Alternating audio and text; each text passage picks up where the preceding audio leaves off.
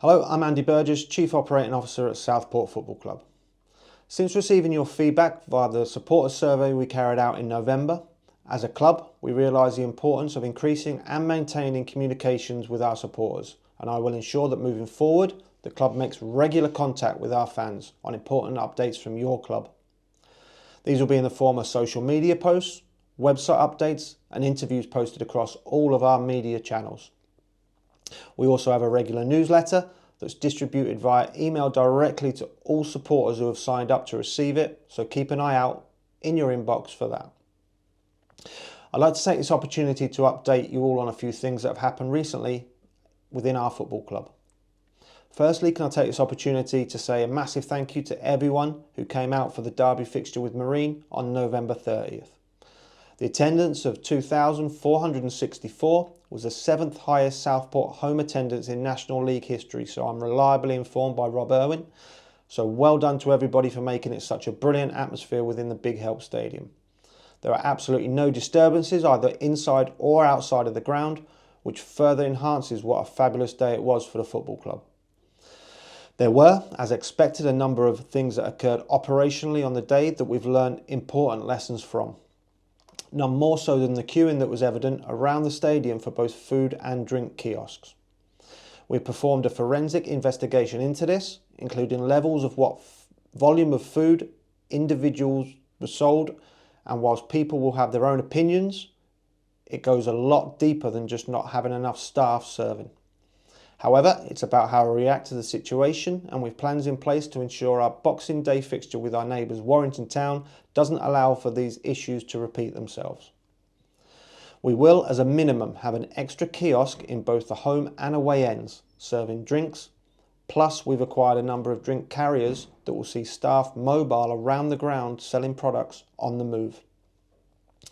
These additional drink provisions will be the minimum increase in additional serving outlets, and we are also looking at other potential options to try and negate the queues that were seen during the Marine fixture. These weren't and aren't acceptable, and we apologise to both Southport and Marine fans for this. Additionally, there are one or two disappointed fans regarding the public side of the leasecard.uk lounge being closed pre and post match for the Marine fixture. We understand this, and this isn't a decision we took lightly. However, such was the demand for hospitality for this fixture that we had to weigh up the revenue gained for hospitality bookings against supporters visiting the lounge for drinks, and the difference between the two is fairly substantial. To try and soften the blow for supporters, we opened the turnstiles and in-ground kiosks half an hour early to try and allow for supporters access to get a pre-match drink. We realise this isn't to everyone's satisfaction, but unfortunately we are not blessed with infrastructure at the Big Elk Stadium that allows us to open somewhere else in the ground for supporters. I was approached by our commercial manager about doing the same on Boxing Day for the visit of Warrington Town. However, we've decided not to increase the hospitality provision on that occasion, and the leasecard.uk lounge will be open to supporters from midday onwards and after the game. We hope that supporters understand the balancing act that these decisions mean we have to take when making these choices. It was fantastic to hear one supporter say, "That's brilliant, that's a fantastic increase in revenue for the club and means hospitality is doing lots right," when he was told about the lounge closing to the public before the Marine game. Hopefully all our fans can understand this in the same way. As you've hopefully seen, again on the back of the fan survey, we've put on a supporters coach for our trip to Kidderminster Harriers on December 21st.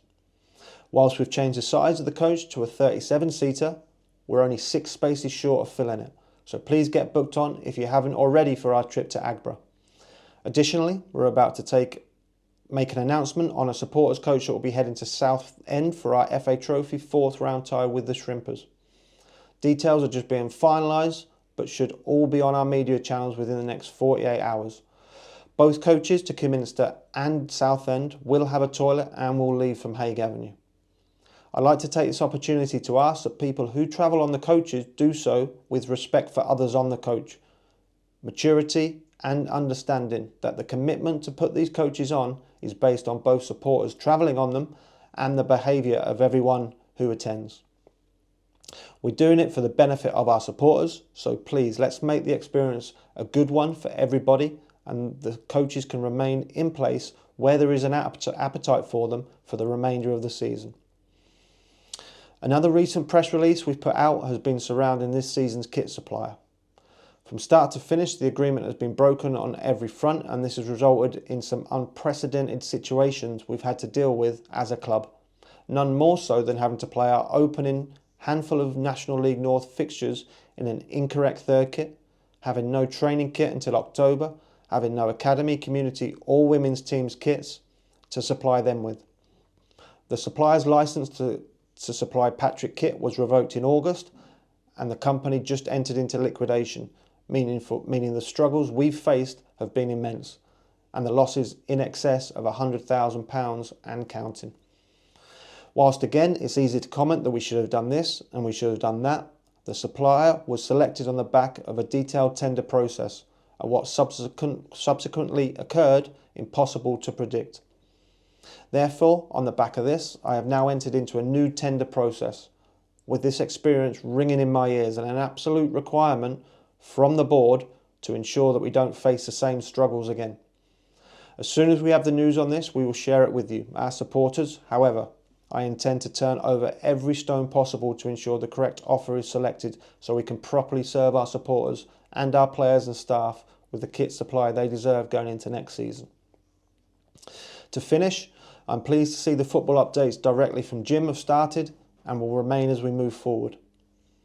It's hugely important that we keep our supporters informed of any injury news, suspensions, and of course incoming and outgoing recruitment news. So keep your eyes peeled for those before all of our first team fixtures.